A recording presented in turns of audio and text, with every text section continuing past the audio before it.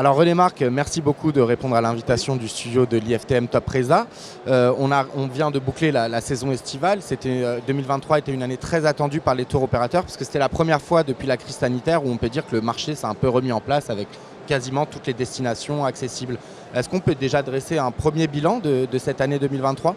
Oui, donc on a retrouvé l'ensemble des destinations. Donc ça, c'est déjà une bonne chose.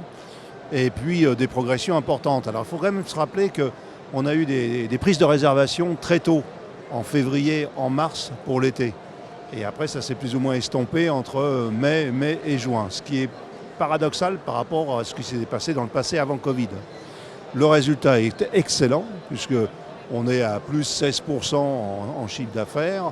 On progresse également en volume, donc ça c'est important, avec un panorama de destination qu'on retrouve sur 2018-2019. On retrouve la Tunisie en première ligne, sur les moyens courriers, avec d'autres destinations qui suivent derrière, la Grèce bien évidemment, et puis l'Espagne. Et on retrouve aussi également sur le long courrier l'île Maurice, qui a hyper performé, mais les États-Unis également. Le dollar n'était pas forcément favorable, ou tout juste, mais globalement les Français ont investi sur les États-Unis, comme sur l'île Maurice, destination lointaine, un peu en séjour un peu plus court pour faire des économies, mais globalement on est très satisfait de l'été. On se rend compte finalement que les Français ont un peu adapté leur budget pour répondre notamment au contexte inflationniste, mais ils se sont redirigés vers les grandes destinations qui animaient le marché avant la crise sanitaire. Oui, alors voilà, ils ont pour certains réduit de 2 jours ou de 48 heures, mais globalement, ils ont investi dans le voyage, quoi. Ils ont voyagé cet été, ils n'ont pas hésité à voyager très loin. Et il y a quand même des choses surprenantes. On a sur du Pacifique une progression absolument énorme, alors que les prix ont augmenté de plus de 10%.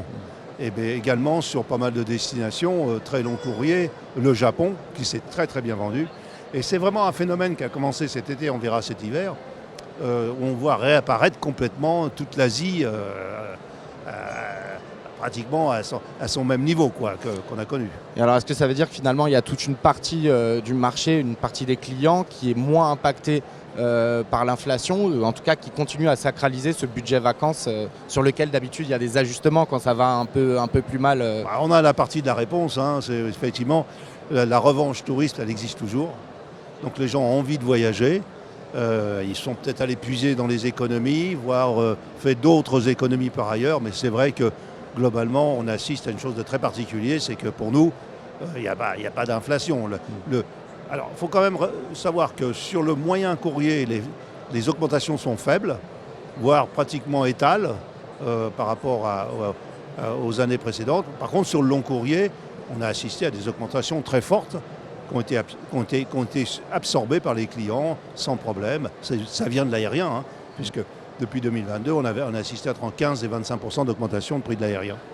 Et alors ces tendances destination, ces tendances comportement d'achat et ces tendances prix qu'on a observées depuis le début de l'année, vous les observez aussi sur la saison hiver qui va s'ouvrir là dans quelques semaines ? Alors l'hiver c'est surprenant, c'est 20% du portefeuille aujourd'hui. Il faut quand même être prudent. Oui. Mais sur 20%, on est à plus 40%, alors que 2022 était déjà un hiver ou faiblement impacté du Covid. La différence entre les deux hivers, 2022-2023 en perspective, c'est l'arrivée de l'Asie, globalement la Thaïlande, l'Indonésie, toutes les destinations asiatiques. Mais c'est quand même surprenant, on est à plus 40% en trafic, plus 43% en chiffre d'affaires. Si ça continue comme ça, on va exploser les compteurs. Mais bon, on pense quand même que là aussi, globalement, les gens ont saisi les voyages pour éviter l'inflation ou des augmentations importantes en matière d'aérien. Donc je réserve plutôt. Je ne recherche pas forcément des prix ou des promotions quand il s'agit des voyages d'hiver long courrier. Et je boucle complètement, je bloque complètement mon voyage. C'est pour ça qu'on a ces progressions. C'est finalement des comportements qu'on observait avant la crise, de réserver de façon anticipée pour être sûr d'un prix. Oui, voilà, avant la crise, mais encore amplifié par le phénomène des augmentations qu'on a subies dans l'aérien et autres. Donc il y a eu une envolée des prix. Franchement, on pense que ça va se calmer, puisqu'on voit déjà apparaître pas mal de promotions dans le domaine de l'aérien, ce qui n'était pas le cas en 2022 où on ne voyait que des augmentations, on ne voyait pas de promotion. Mais aujourd'hui, des destinations, on voit des compagnies comme Air France faire des offres sur Ottawa à 500 euros, 497 euros globalement. On voit d'autres promotions, y compris sur